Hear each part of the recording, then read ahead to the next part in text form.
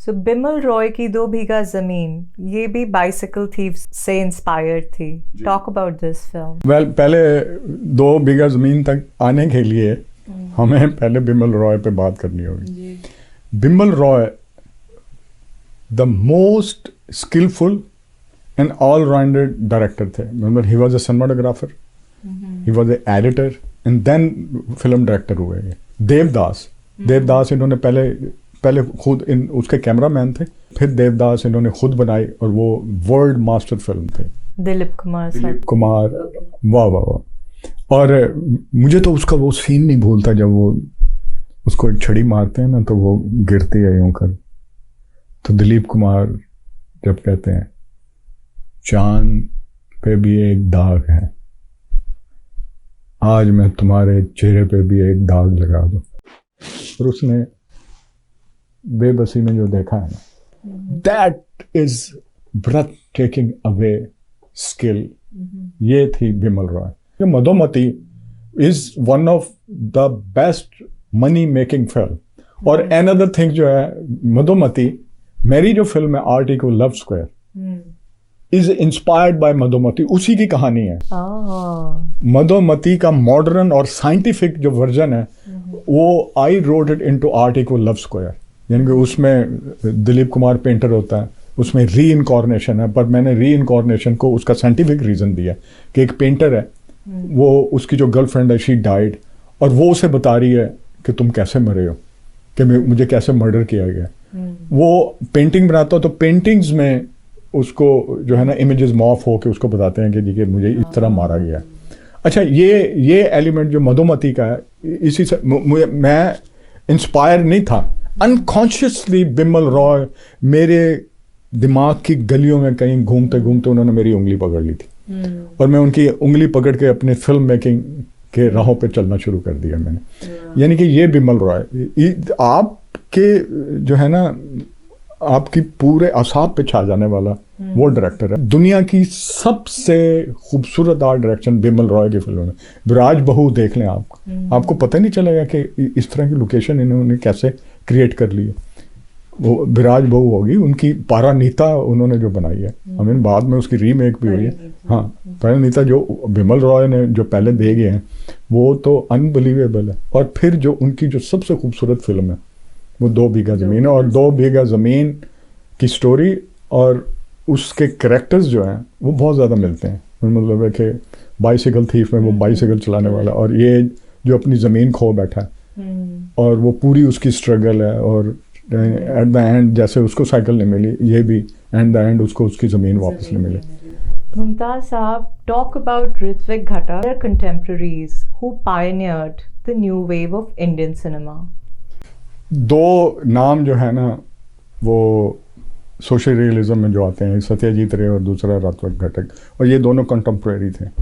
और जो खूबसूरत बात है, दोनों बोथ ऑफ देम स्टार्टेड, मतलब कि जो सत्यजीत रे हैं उन्होंने वो पहले इलिस्ट्रेटर थे, मैगजीन निकालते थे बच्चों के, और ये वो उसके बाद उनकी जब मीटिंग, उनको एक फ्रेंच फिल्म डायरेक्टर मिले रनवा, उन्होंने उनको कहा कि तुम why don't you do the film. उनके कहने पे दे कन्विंस हिम कि आप फिल्में करना शुरू कर दें. तो वो जब इन्होंने लंदन में बाइसिकल थीफ देखी तो मूवी थिएटर से निकलते ही इन्होंने अनाउंस किया कि जी I am now film maker after looking at the ये बाइसिकल थीफ. यही the same thing happen with the Ritwik Ghatak. उन्होंने भी बाइसिकल थीफ देखने के बाद उन्होंने कहा कि जी मुझे ये फिल्में बनाना. आपकी कौन सी फिल्म थी जब आपने देखी and you decided to be a film maker? मैं तो शुरू से जो है ना, मेरे जो है वो ड्रीम था कि मैं फिल्म मेकर बनूं. You not gonna believe, I got एक छोटा सा प्रोजेक्टर नहीं होता, वो प्रोजेक्टर में फिल्म अटका के, 2 हाथ से नहीं चलाते थे प्रोजेक्टर, जो खिट खिट खिट के वो पूरी गली के और मोहल्ले के लड़कों को इकट्ठा करके वो फिल्में मैं चलाया करता था. और फिर तो आप क्रिकेट नहीं खेलते थे, आप फिल्में नहीं, I was more into the film and art, और उसमें ज़्यादा था. स्पोर्ट्स में मेरा वो कोई नहीं था. तो इसी तरह जब ये ऋत्विक घटक को जो अगर मैं डिफ्रेंशिएट करूं विद सत्यजीत रे, तो इनकी जो फिल्में हैं वो वुमेन एम्पावर और पार्टीशन का इनके ऊपर गहरा असर था। तो मैं कभी कभी इनको मंटो से कंपेयर करता हूँ, ऋत्विक घटक को, क्योंकि उनके ऊपर जो गहरा दाग था जो पार्टीशन का, और उनकी राइटिंग को उन्होंने जो टर्न दिया है, उनके अफसानों को जो टर्न मिला है, वो ये पार्टीशन का जो दाग है गहरा, वो ही दाग ऋत्विक घटक की फिल्मों में नजर आता है।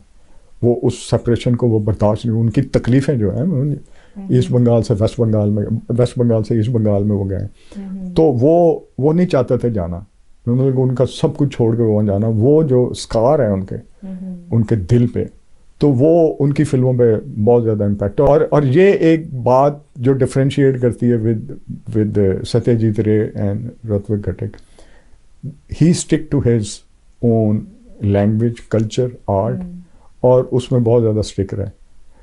सत्यजीत रे एंड में उनकी फिल्में बहुत ज़्यादा हॉलीवुड की तरफ टर्न हो गई थी, मतलब कि वो उनसे इंस्पायर होकर वो उस तरह की करना शुरू कर दी थी। शतरंज के खिलाड़ी, इट्स वेरी हॉलीवुडिश उनकी फिल्म। उससे जो पहले है वो तो ही इज ए पायनियर, उस जैसी फिल्म कोई मैच नहीं कर सकता जो उनकी आपू संसार और वो जो इस तरह की जो उनकी फिल्में हैं, वो तो बहुत बड़ी फिल्म है। और दूसरी जो, जब मैं इन दोनों को डिफ्रेंशिएट करता हूँ तो इनमें जो कंपैरिजन देखता हूँ, तो ऋत्विक घटक वॉज वेरी टेक्निकल, बहुत ही ज़्यादा टेक्निकलिटीज़ में बहुत ज़्यादा वो करते थे, जबकि सत्यजीत रे वाज इतना बड़ा स्टोरी टेलर कोई नहीं होगा इंडिया की फिल्म हिस्ट्री में।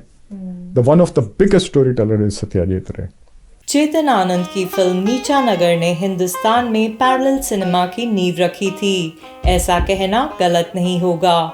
सोशल रियलिज्म पर बनी ये फिल्म 1902 में लिखे रशियन लेखक मैक्सिम गोर्की के प्ले द लोअर डेप्थ से इंस्पायर्ड है। It became the first Indian film to gain recognition at the Cannes Film Festival after it shared the Grand Prix du Festival International du Film Award at the first Cannes Film Festival in 1946 with 11 of the 18 entered feature films.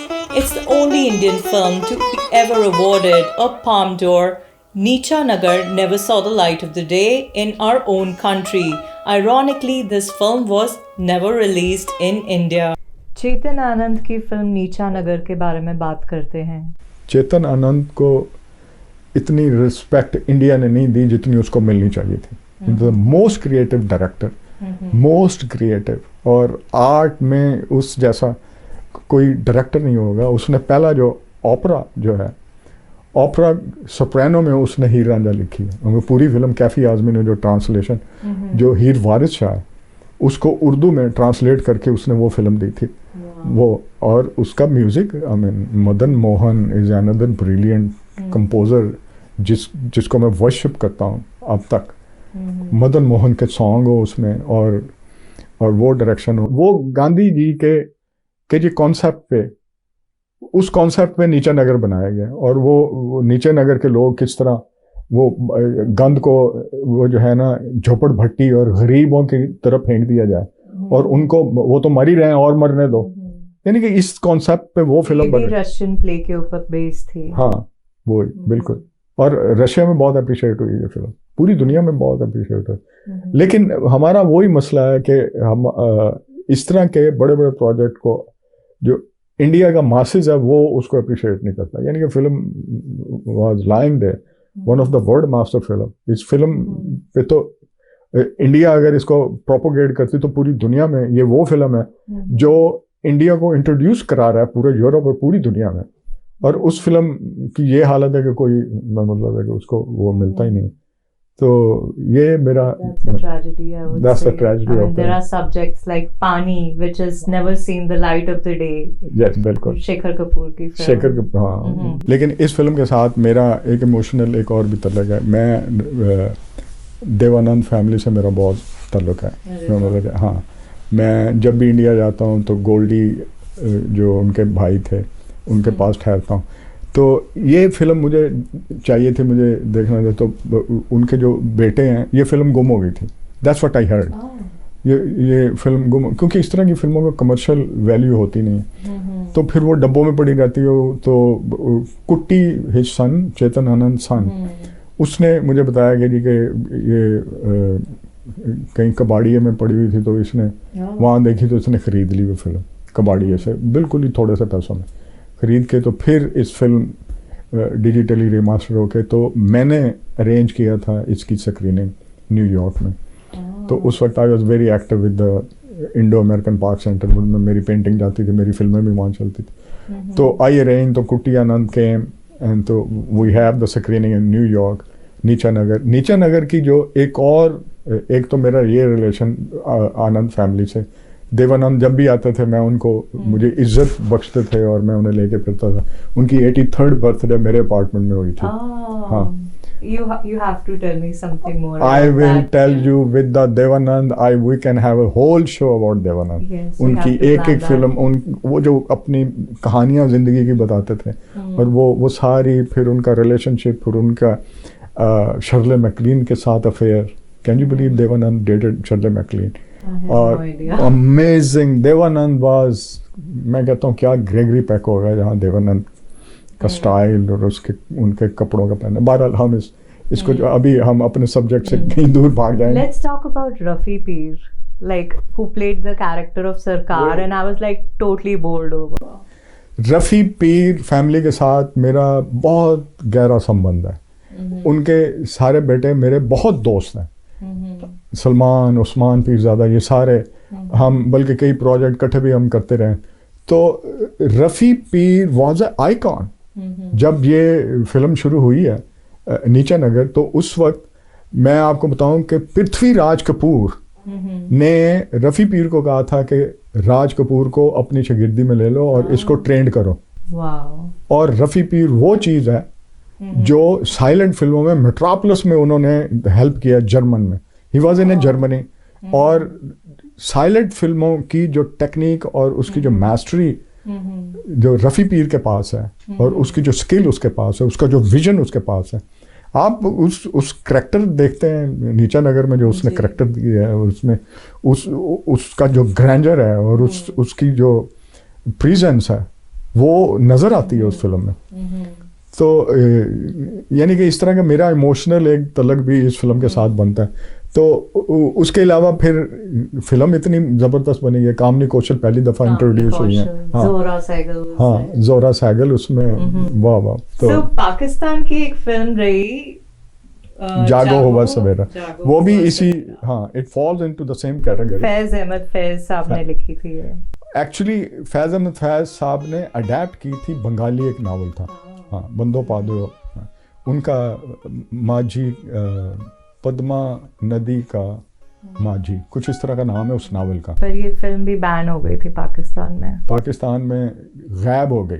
This was produced और financed by government of Pakistan. तो जो खूबसूरत बात है इस film की वो ये है कि वॉल्टर लेज़ली ने वाज अ सिनेमाटोग्राफर, जिसको बाद में ऑस्कर मिला। उनकी फिल्म थी ज़ोब्रा द ग्रीक।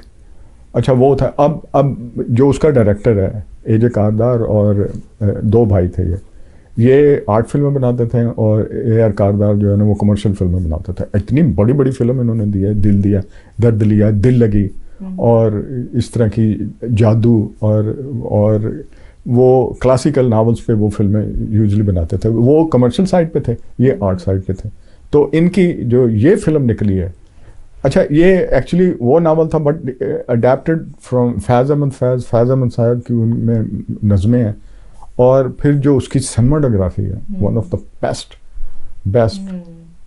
जो है ना, उसकी जो चीज़ निकलती है वो है। और फिर सारे नॉन एक्टर थे उसमें, सिवाय एक बंदे, जोरीन जो था वो एक प्रोफेशनल एक्टर था, बाकी सारे ही उन्होंने इधर उधर से उठा के वो यूज़ किया। पर इसके सब्जेक्ट में ऑब्जेक्शनेबल क्या था? I have only recently seen it after your recommendation. What was so objectionable? आपको मैं बताता हूँ कि Pakistan was totally against Marxism.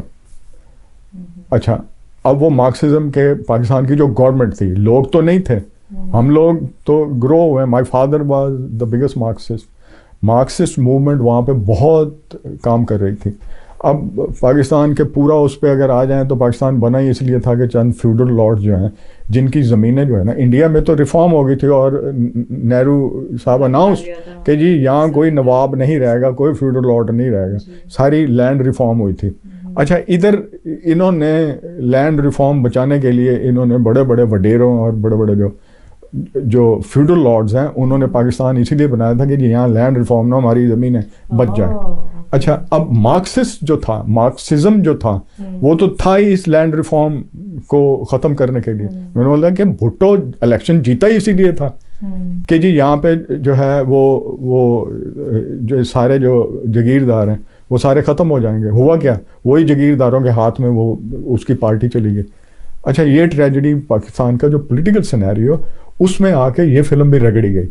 अच्छा, वो जो गवर्नमेंट थी, गवर्नमेंट तो चाहती नहीं है कि यहाँ पे मार्क्सिज्म आए। मार्क्सिज्म को तो मार मार के बुरा हाल कर देते थे, ये कत्ल हुए हैं लोग इस मूवमेंट में।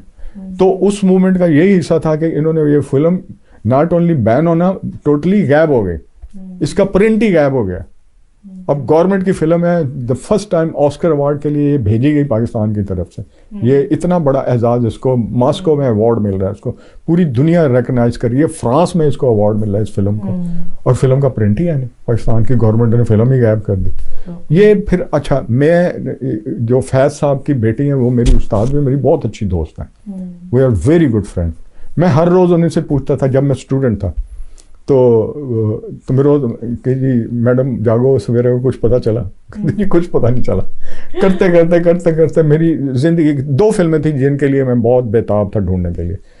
एक पाकिस्तान में फिल्म आई थी और I couldn't watch, I watched but मेरे शरीर में वो फिल्म जो है ना वो घूमती फिर रही है, सोए नदिया जागे पानी। अच्छा, वो फिल्म वो भी बांग्लादेश की थी, ईस्ट पाकिस्तान में बनी थी। और मैं एक ये भी बात बता दूं कि जो बंगाल का फिल्म का जादू है वो सर चढ़ के बोलता है पाकिस्तान की जितनी अच्छी फिल्में बनी हैं और जितनी फिल्म इंडस्ट्री में जो रोल, चाहे वो बॉलीवुड है चाहे वो पाकिस्तान का सिनेमा है, लॉलीवुड है, उसमें बंगालियों का बहुत बड़ा कंट्रीब्यूशन है। The most celebrated writer in Pakistan was Riaz Shahid. उन्होंने पाकिस्तानी सिनेमा को इतनी अच्छी फिल्में दी हैं, इतनी क्रिएटिव फिल्में दी हैं कि यानी कि उनका कोई सानी नहीं है। उनकी एक फिल्म थी ससुराल। ससुराल अंदरून लाहौर के ऊपर उस फिल्म इतनी सोशल रियलिस्टिक और इतनी करीब वो फिल्म थी कि उसका आज तक कोई नेमन बदल नहीं आ सकता। मुझे तो लगता है पाकिस्तान की सबसे अच्छी फिल्मों में वो फिल्म है। उसमें एक नाई है राजा, और उसके साथ एक बाबू बैंड मास्टर है, और वो जो बैंड मास्टर है वो वहाँ आके सुबह वो जो है ना तौलिया यहाँ रख के हमाम में नहाने जाते हैं, वहाँ बैठ के पूरे शहर की और मोहल्ले की पॉलिटिक्स डिस्कस होती है, ये कैरेक्टर जो है। और फिर उसी के ऊपर एक चबारा है, उस चबारे में वो रहता है, उसका एक रूममेट है वो, यानी कि बिल्कुल जो रियलिस्टिकली जैसे दिल्ली की गलियों में होता है उसी तरह लाहौर की गलियों में, जिस तरह अंदरून लाहौर की मैं बात कर रहा हूँ, अंदरून लाहौर में जिस तरह वो जो सेटअप था और जिस तरह वो कल्चर है, वो उस कल्चर पे इससे अच्छी फिल्म लाहौर के, अंदरून लाहौर के कल्चर पे इससे अच्छी फिल्म आज तक नहीं बनी। और उसी फिल्म अब वो जो बाबू बैंड मास्टर है, उसका जो अलमी है वो ये है कि वो हर रोज़ शादियों में बैंड बजाता है। वो बड़ा बूमपू नहीं होता, वो बैंड बजाता है। उसका जो अलमी है, उसकी अपनी शादी नहीं होती। अब वो हाँ, वो जो राजा नाई है उससे कहता है यार ये मेरा मसला है यार, मैं कब मेरी ज़िंदगी में, रात को वो पैसे कमा के लाता है, शराब पीता है, शराब पी के सारी रात वहाँ सो जाता है। उसका बहुत खूबसूरत एक गाना है वो, जिसने मेरे दिल को दर्द दिया, उस शक्ल को मैंने भुलाया नहीं, मेहदी हसन की आवाज़ में। One of the best. आप गाना चाहेंगे? नहीं, जिसने मेरे दिल को दर्द दिया। आई विश कि मैं मेहदी हसन का 0.00001% भी उन जैसा हो सकता। He was another world master. तो उसके अलावा एक और फिल्म जो है उसका जिक्र करना बहुत ज़्यादा ज़रूरी है। वो फिल्म थी इसी कपल, ये दो कपल थे। रियाज शाहिद साहब राइटर थे और वो डायरेक्टर थे, डायरेक्टर खलील कैसर। जब ये पूरा रेवोल्यूशन पूरी दुनिया में चल रहा था, ये जो सोशल रियलिज्म का जो रेवोल्यूशन है, ये फ्रांस में, इटली में, इंग्लैंड में, लंदन में, पाकिस्तान में और रशिया में, तो रशिया में 2 डिफरेंट मूवमेंट थी, हम उसको मिक्स नहीं करना चाहते, बट मैं very quickly I wanted to explain कि there is one is a social realism, one is a socialist realism.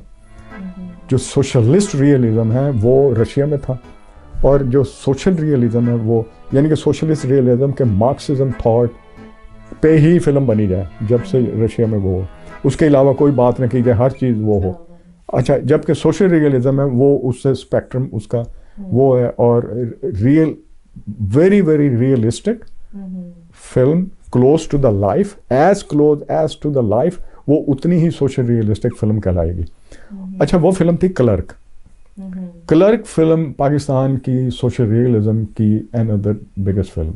मैं सोशल रियलिज्म को एंड इस बात पे करता हूँ कि ये रेवोल्यूशन पूरी दुनिया में था, पूरी दुनिया में चला था, लेकिन अमेरिका जहाँ हम लोग रहते हैं, पूरी दुनिया में इस पे फिल्में बन रही थी, लेकिन अमेरिका, मैं ये नहीं कहता कि हॉलीवुड जो है वो कम है, हॉलीवुड ड्रामा, कॉमेडी, स्टंट और एक्शन, दुनिया में कोई इसके क्लोज नहीं आ सकता, लेकिन इनके पास एक भी social realistic film until 70s, इनके पास कोई सोशल रियलिस्टिक फिल्म नहीं है, यानी कि they are bankrupt in social realism. ये अमेरिका जो है, हम इंडिया कहाँ पे है, पाकिस्तान कहाँ पे है, इटली कहाँ पे है, फ्रांस कहाँ पे है, वो सारी मूवमेंट का हिस्सा थी, लेकिन ये अमेरिका उस मूवमेंट का हिस्सा नहीं बना 70s में।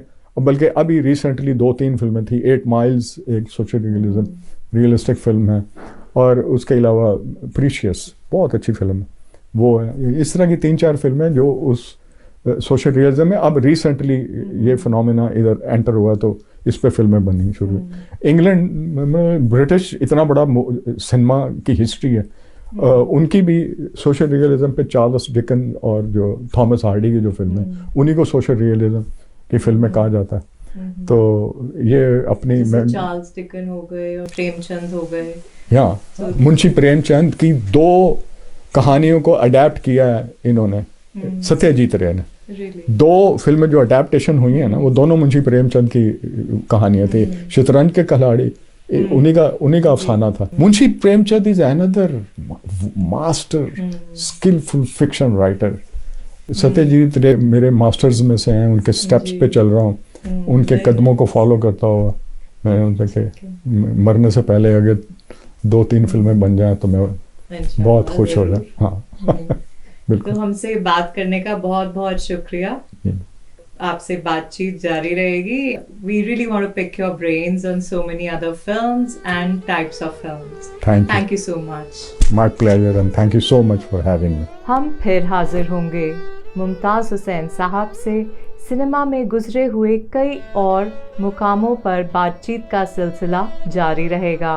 तब तक के लिए अलविदा।